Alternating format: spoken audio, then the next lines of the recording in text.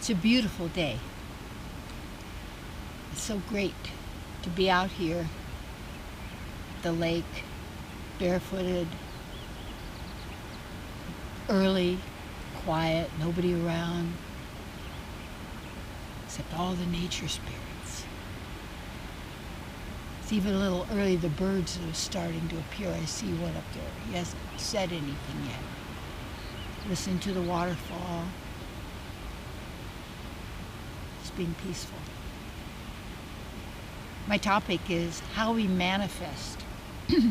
And manifest is a sense of creating or expressing or our thoughts taking form, the outer world, virtual reality, real reality, whatever. So how do we manifest? And I started studying all this when I was about 17 in the earth years, body years. And because I was graduating from high school, and I thought, oh, what am I going to do out there in the world? I mean, how am I going to take care of myself? How am I going to do? And I remember praying this one night, actually, to my beloved, the God presence within. And I had been sitting in a Standard Brand church that day, and I was looking for God. I've been exploring all, and I was sitting there, and everybody was leaving. I was the only person there, and it was like, I don't feel anything. So it's like, I went home, and that night I said, God, if you really exist, you got to find me, because I've been looking for you and I can't find you. If you really exist, I want to know you.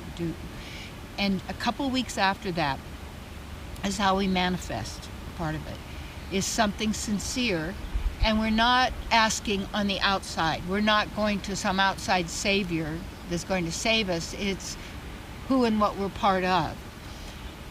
Our eternal being, our eternal position, our eternal nature, who we are. And like 2 weeks later, I went to spend the summer with my great-grandmother, who was my spiritual partner.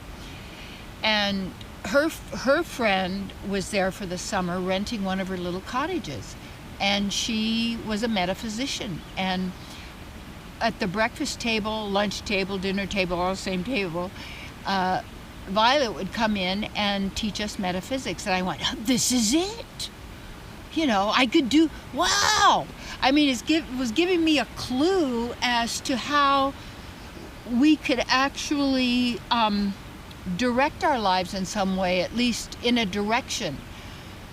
And we weren't like just helpless victims of whatever was going to come about.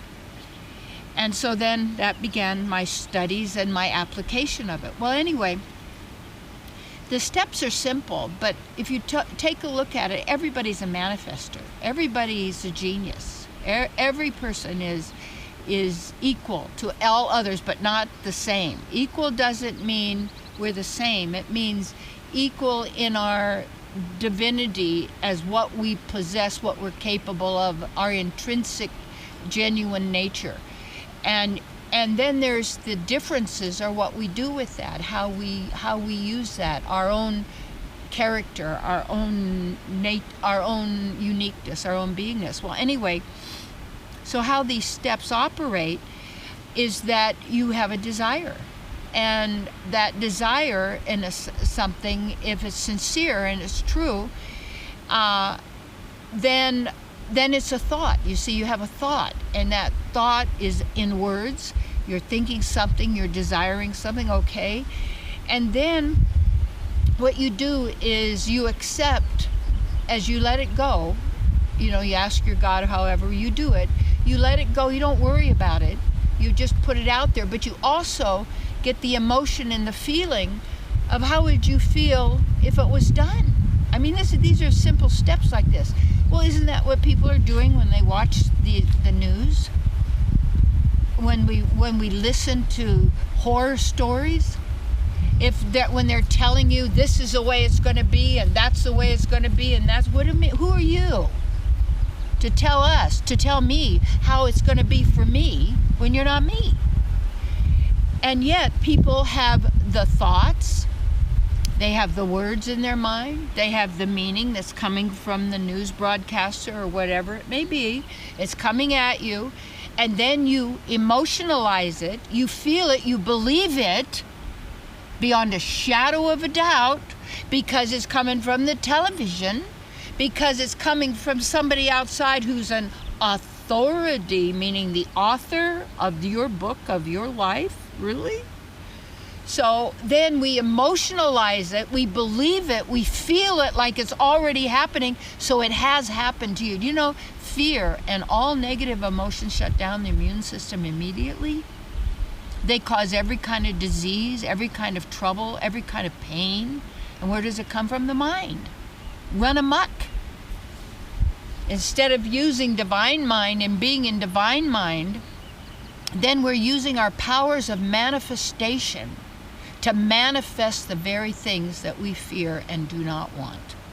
And what happens is when we stay in a state of need, or a constant state of victimhood, or of not enough, or I'm not good enough, I'm not happy enough, I don't have enough money, time, energy, love, staying in that minus position, we're always looking on the outside to get the goodies, but we always still come up short. That there's always a bad side to it. There's always a downfall. When's the other shoe gonna fall?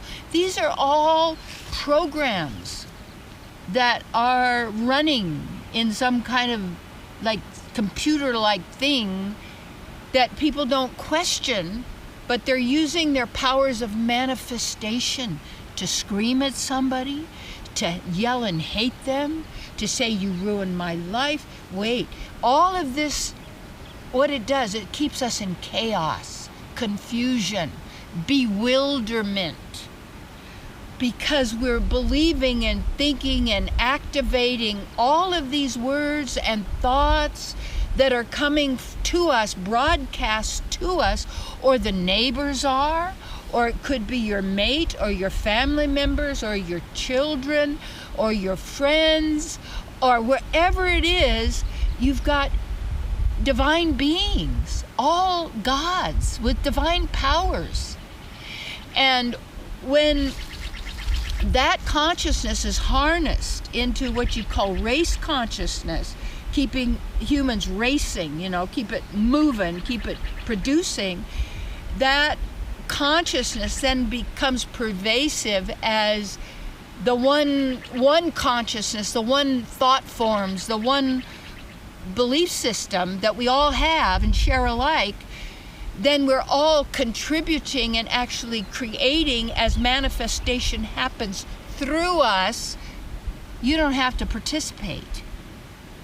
You can take yourself out of whatever it is you don't want to be in by not being in it. You know how you get out? To go within.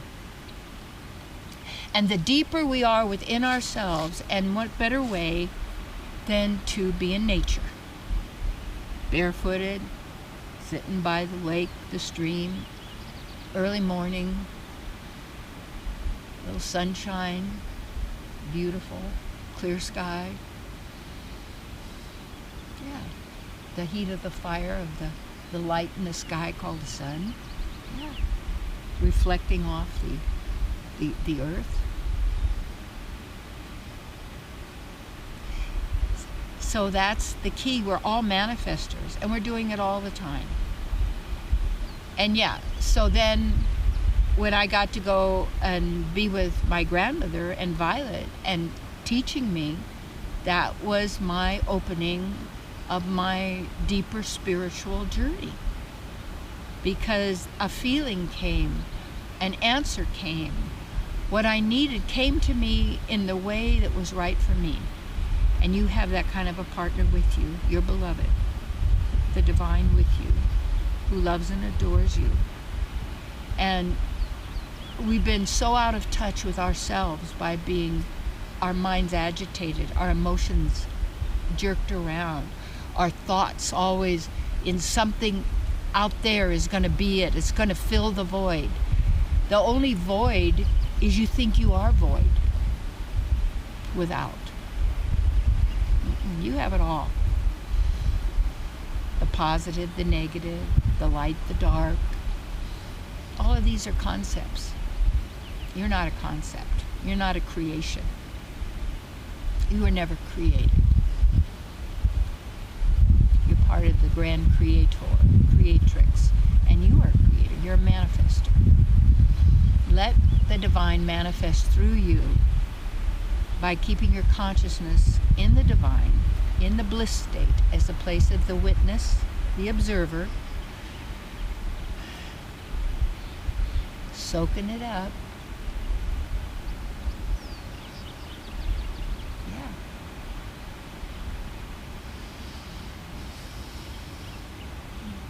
The birds starting to sing.